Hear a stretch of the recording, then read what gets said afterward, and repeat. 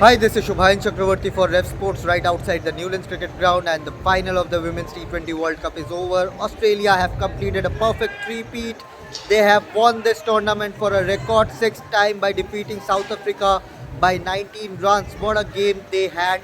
Australia led by Meg Lanning, a winning machine, almost an invincible side. Have they have completed this tournament without losing a single match, and that shows the dominance of this Australian women's team, arguably one of the greatest sporting side that has ever existed. And this is a winning machine, as I said. Batting first, Australia posted 156 for 6, and that was a commendable effort by the South African women bowling department, led by a phenomenal Subhayan Ismail, who finished this match with the figures of 4 overs, 1 maiden, 26 runs and 2 wickets. Apart from that, Ayabongo Khaka was brilliant once again, 4 over 27 runs. She didn't pick up any wicket, but restricted the Australian batters right in the power play and in the middle overs as well. With the ball, Chloe Tryon was brilliant, 2 overs, 15 runs, 1 wicket. But somehow Australia, led by Beth Mooney in this match, 74 unbeaten. Australia posted a good target, 156, and it was always a chaseable target, especially in Newlands, where such targets have been chased before in this tournament. But Australia women, being the side they are, the dominance they have shown, they just restricted South Africa to 137 for 6. It was a slow start by openers Laura Wolvaardt and Tasmin Briggs. Briggs perished after scoring 10 runs off 17 deliveries. Laura also started really slow, but then picked up the momentum later in her innings, scoring 61 of 48. But she didn't get any support from the other players. Marijan Kaap had an off day, 11 of 11. Suneluz, the skipper, was unfortunately run out for 2. Then Chloe Tryon tried to up the ante later, scoring some 1-6 and 2 boundaries. But again, Australia bowlers were too good. They planned and plotted. The execution was absolutely brilliant. Ashley Gardner, the player of the tournament, finished with 4 overs, 20 runs, 1 wicket. Megan Schutt was absolutely brilliant, 4 over 23 runs, 1 wicket, and that led the foundation. Even Ellis Perry, with the 1 over, she bowled 5 runs. And this Australian side is absolutely brilliant. They didn't allow the South African openers to score briskly in the first 6 overs, and that is where I think the match was in the Australian camp. And from there, as we know, Australia, they just clinch those small moments and make a match out of that. And Australia did exactly that. South Africa were extremely poor with the bat in the power play, scoring at an economy rate of 3.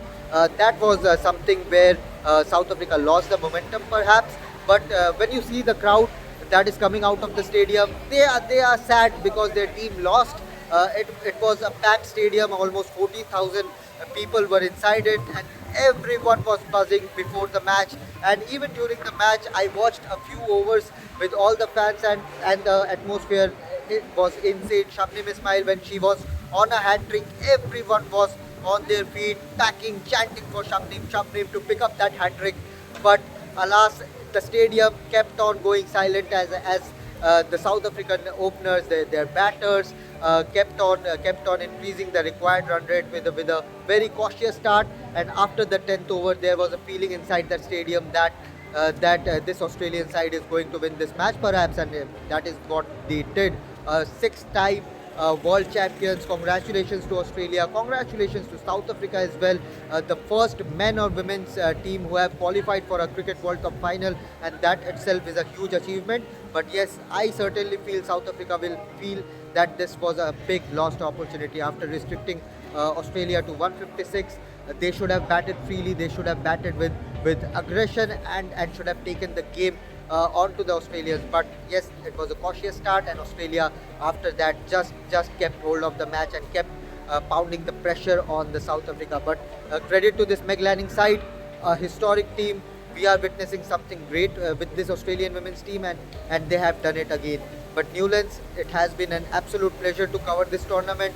The picturesque Table Mountain beside the stadium, which makes it one of the most beautiful stadiums. The fans have been brilliant whenever the host side has played, packing the grounds, be it Port Elizabeth, Pearl or Cape Town. They have done everything to back this South African team and other teams as well. So it was an absolute pleasure to cover this tournament for Rev Sports Women's T20 World Cup.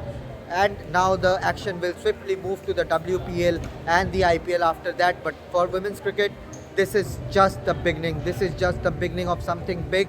South Africa have made their country proud. Australia kept on winning matches unbeaten in this entire tournament. India, a big lost opportunity in the semi-final. England, absolutely brilliant, but yes, South Africa were better on that semi-final day. There have been so many high moments. Subhayan Ismail clocking 128.